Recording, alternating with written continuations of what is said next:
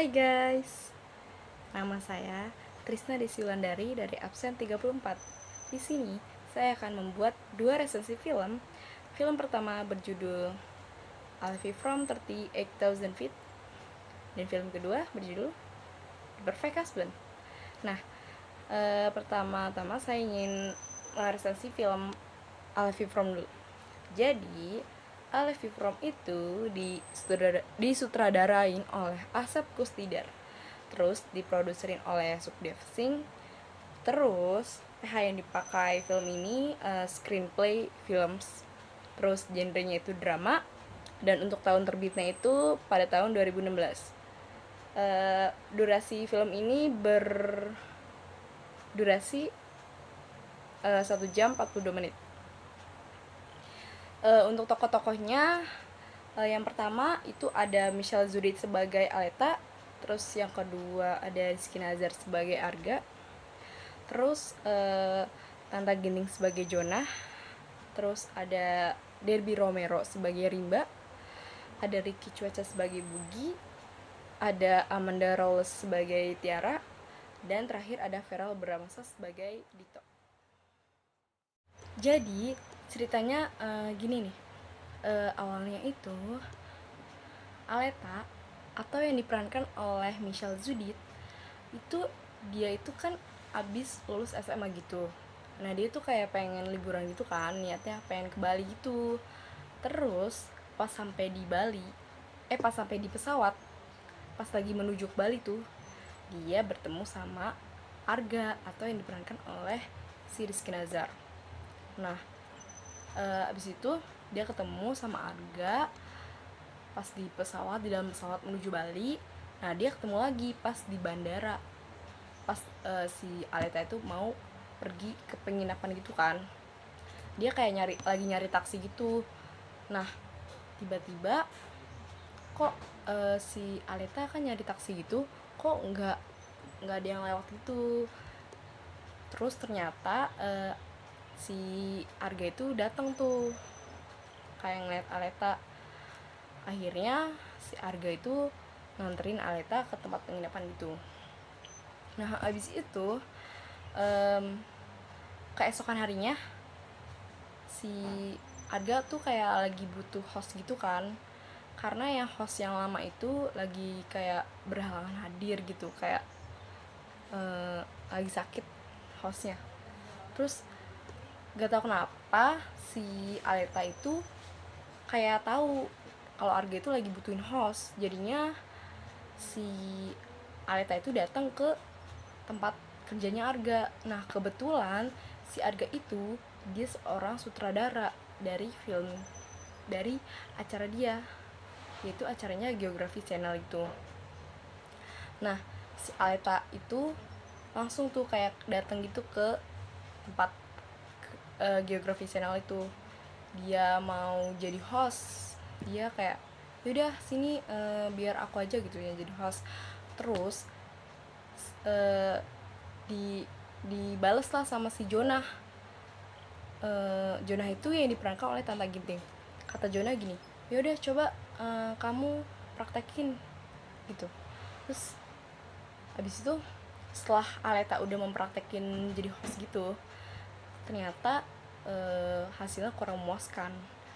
Si Jonah pun kayak apa sih nih orang gitu, kayak nggak pas gitu, kurang cocok gitu. Habis itu si Arga itu mencoba kayak gak apa-apa kali gitu kan, dia juga baru nyoba gitu, kali aja kalau makin terbiasa itu makin bisa gitu. Dan di tim tersebut itu tidak hanya ada Rizky Nazar sama Tata Ginting doang. Terus di situ juga ada Derby Romero sebagai Rimba dan juga Ricky Cuaca sebagai Bugi. Nah habis itu beberapa hari kemudian kan si Aleta udah termasuk dari tim tersebut tuh. Si Arga tuh sama Aleta kayak udah partner gitu kan. Nah abis itu beberapa hari kemudian si Arga, si Aleta, pokoknya yang tim-tim Geography Channel itu dia pergi ke suatu tempat gitu kan. Habis itu buat kayak ngelihat alam sekitar gitu. Jadi itu dia kayak kerjanya kayak ngeinformasiin kayak sekitar apa tuh, alam sekitar gitu. Dia kayak syutingnya itu di hutan gitu. Habis itu kan itu baru hari pertama tuh si Aleta nyoba jadi host gitu kan. Nah pas udah selesai syuting, mereka lagi kumpul-kumpul di tenda gitu, si Jonah tuh kayak Jonah, Arga, terus si Rimba sama Bugi tuh pada ngeliat gitu kan hasil hostnya si siapa tuh Aleta itu. Si Jonah langsung kayak kayak dia kayak pusing banget pikirannya, kayak ya ampun, kayak mukanya udah sebel gitu, kayak nggak suka gitu. Abis itu si Arga langsung ngebalisin gitu kan, ya udah sih besok kita coba lagi. Terus si Aleta juga kayak ngerasa apa namanya, kayak dia ngerasa dia kurang pas gitu jobnya, karena dia juga kurang nyaman dengan pekerjaan dia. Jadi dia kayak nyampein pendapat dia bagaimana sih biar lebih baik lagi gitu. Habis itu dia kayak nyampein pendapatnya, dia bikin kayak susunan buat apa kerjanya gitu. Ini harusnya kayak gini gitu. Jadi sebenarnya aku tuh Aleta bilang sebenarnya aku tuh kayak nggak nyaman gitu, karena host aku ini yang aku kerjakan ini kayak terlalu terpaku sama teks. Jadi kayak mendingan jadi host itu kayak nggak usah terpaku sama teks, jadi biar kita bisa leluasa gitu loh. Habis itu seiring berjalannya waktu, Jonah pun kayak yaudah semoga dengan pendapat lo bisa lebih baik lagi gitu. Habis itu dicoba tuh beberapa hari kemudian. Habis itu kayak ternyata Jonah tuh kayak oh bagus. Habis itu kan awalnya si Arga tuh sama Aleta sebenarnya belum ada rasa gitu kan. Tapi sebenarnya di balik itu semua sebenarnya ada yang suka duluan sama Aleta, yaitu si Rimba atau yang diperankan oleh Derby Romero. Jadi si Rimba itu suka tapi dia tuh kayak ya udah, dia tuh suka sama Aleta, dia cuman bisa kayak ngefoto-fotoin dia dari jauh. Terus pas mereka mau pergi lagi tuh, udah mau kembali lagi ke tempat kerjanya si siapa Rimba itu, kayak dim tuh kayak ngasih bunga itu. Nah kan itu kayak malam-malam gitu kan. Nah besok paginya dia udah mau pergi lagi tuh, mau pindah tempat itu. Nah si Aleta itu nyamperin Arga, dia kira bunga yang tadi itu dikasih sama Arga tuh kayak bingung gitu, perasaan gue nggak ngasih bunga deh. Dan ternyata pas sorenya itu si Arga ketemu sama Rimba lagi kayak ngambil bunga gitu buat nyiapin bunganya, abis itu mau ngasih ke Aleta. Pokoknya gitu. Abis itu pas keesokan harinya mereka pulang. Abis itu kan pesawat yang mau dia naikin itu kan kayak nggak bisa gitu. Nah akhirnya dia kayak naik kereta gitu, tapi keretanya kayak kereta zaman dulu gitu loh, nggak tahu pokoknya. Abis itu nah baru di situ tuh si Arga sama Aleta kayak makin deket, karena kan dia jadi partner gitu kan, kayak pokoknya saling berkomunikasi gitu, semakin deket, semakin akrab. Jadi lama-kelamaan tuh pas yang di kereta itu, pas mau pulang, si Arga sama Aleta tuh kayak makin pas gitu, kayaknya dia apa namanya, tapi si Arga itu belum kayak bilang kalau dia suka gitu. Tapi di balik itu lagi-lagi si Rimba ngefotoin si Aleta. Dia kayak kasihan gitu ya, tapi dia tetap kayak ya udah biarin aja deh sama Arga gitu. Tapi tuh Arga kayak masih biasa aja. Aleta duluan yang kayak ada rasa gitu sama Arga. Nah kan dia setelah naik kereta dia kayak naik kapal gitu kan. Terus lagi dan lagi si Rimba itu fotoin si Aleta. Terus padahal Aleta itu lagi kayak bareng-bareng sama si Arga, kayak ngobrol-ngobrol gitu. Jadi setelah itu pas dia udah turun dari kapal keesokan harinya, si Aleta pamit mau ke Jakarta. Nah pas lagi di bandara tuh kayak berasa kayak perpisahan terakhir gitu loh antara Arga sama Aleta. Kayak mereka tuh bener sambil tatap mata gitu, kayak ngomong-ngomong, kayak nggak nyangka gitu bisa sedekat ini, padahal awalnya kita nggak saling kenal. Suasananya kayak sedih gitu kan, kayak bener kayak mau perpisahan terakhir gitu. Terus si Arga tuh kayak ngomong, kok kita bisa sedekat ini ya, padahal kita kayak bener dulu kayak cuek banget gitu. Terus emang si Arga bilang, emang kalau tanpa kita sadarin orang yang kita awalnya kenal jadi bisa saling suka. Terus si Alita bilang, kenapa kamu nggak bilang itu ke aku gitu. Terus si Arga bilang gini, yaudah besok tunggu ya, besok aku akan kasih kejutan buat kamu.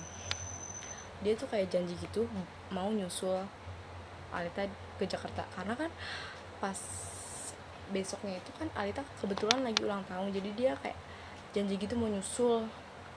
Terus pas udah kayak si Alita udah mau berangkat ke Jakarta, kan dia naik pesawat itu kan, si Arga tuh kayak ngasih kado gitu kan, kotak gitu, dan dia kayak pesen sama Alita, jangan dibuka dulu sebelum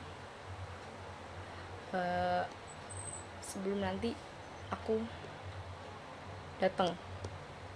Jadi misalkan aku nggak datang, kamu baru buka. Pokoknya pas keesokan harinya pas malam-malam, si Aleta tuh kayak lagi seneng banget, lagi happy banget sama temen-temennya. Sedangkan si Arga kayak dia tuh mau meeting dulu, tapi ternyata nggak bisa, ternyata udah kayak mentok gitu jamnya. Akhirnya si Arga kayak bilang sama tim yang lain, gue nggak bisa, gue mau nyusul si Aleta gitu. Habis itu yaudah pas itu si Arga udah di pesawat, terus dia kayak sambil chat-chatan gitu sama si Aleta. Nah tiba-tiba nggak berapa lama itu HP-nya Aleta tuh kayak abis gitu baterainya, padahal si Arga lagi kayak ngirim tulisan I love you from 38,000 feet, itu pakai kertas ngirim ya. Nah pas dia udah mau ngirim, HP-nya Aleta mati.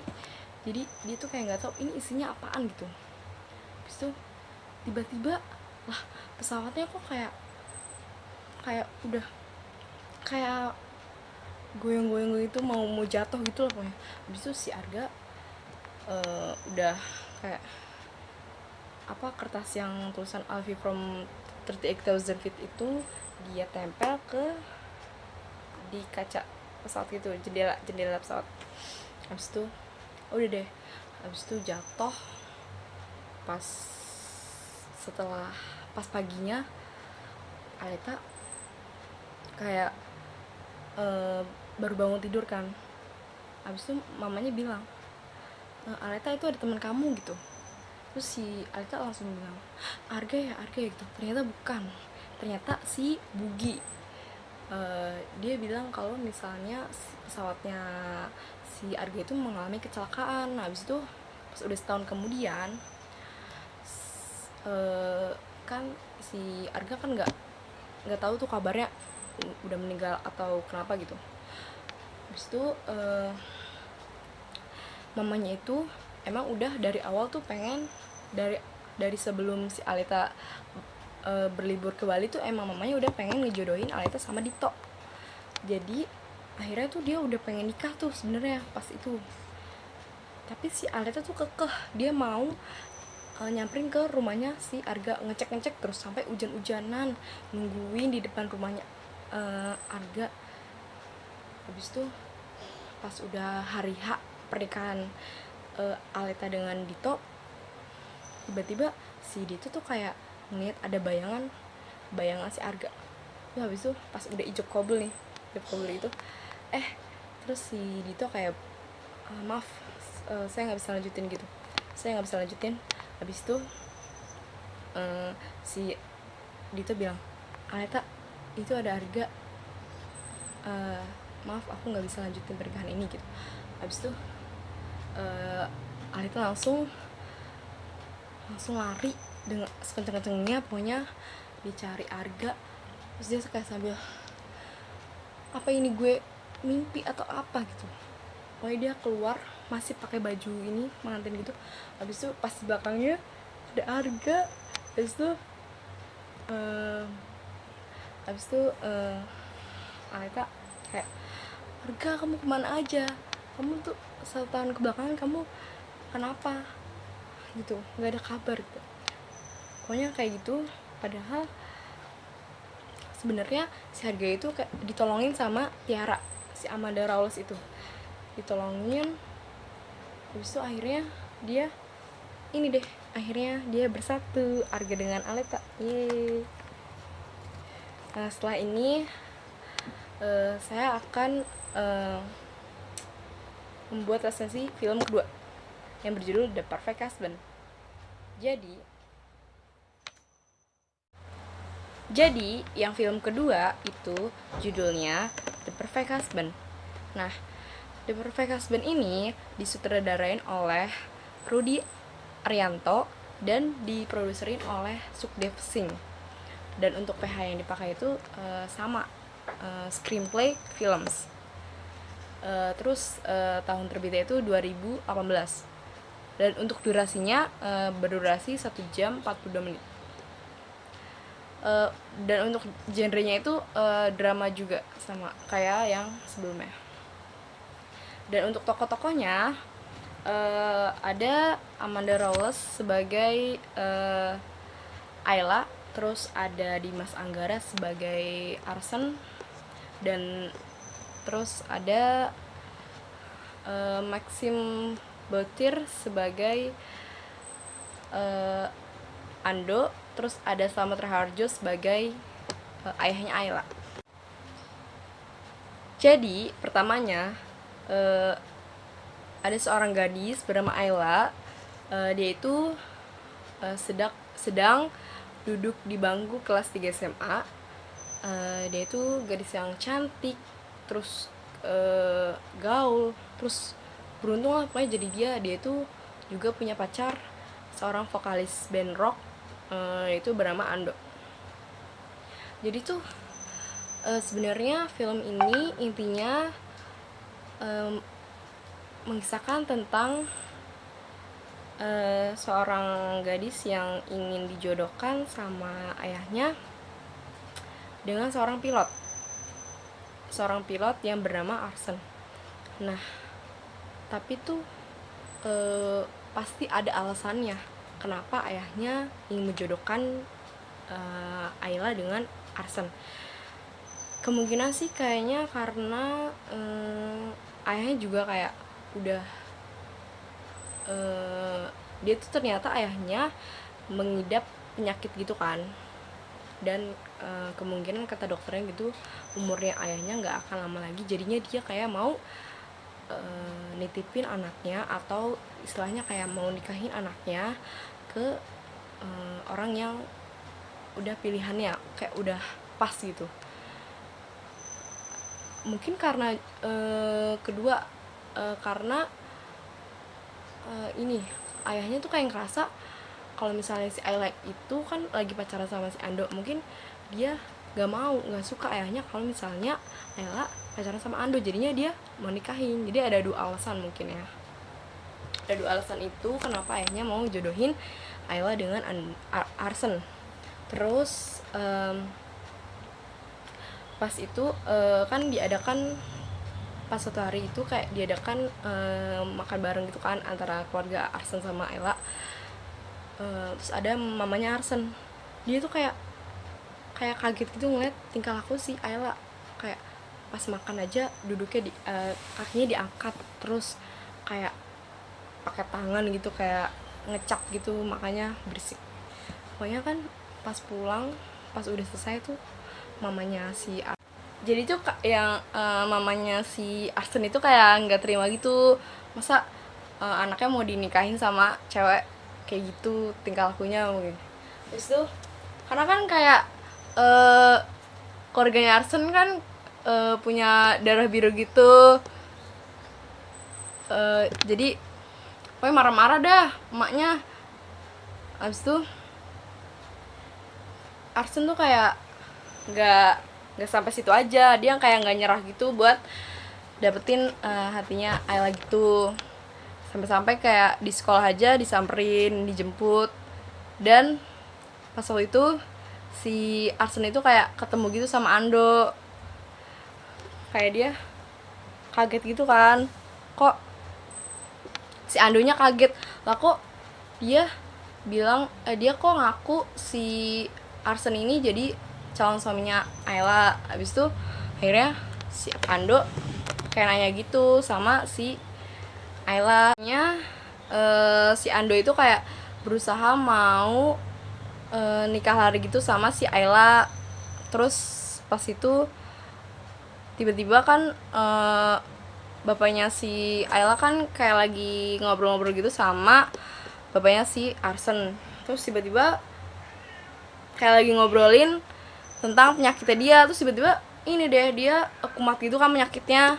Habis itu dia bapaknya si Ayla dibawa ke rumah sakit dan nggak tertolong gitu. Terus si Ayla kan ditelepon gitu kan sama kakaknya si Ayla, katanya nggak diangkat-angkat tuh teleponnya.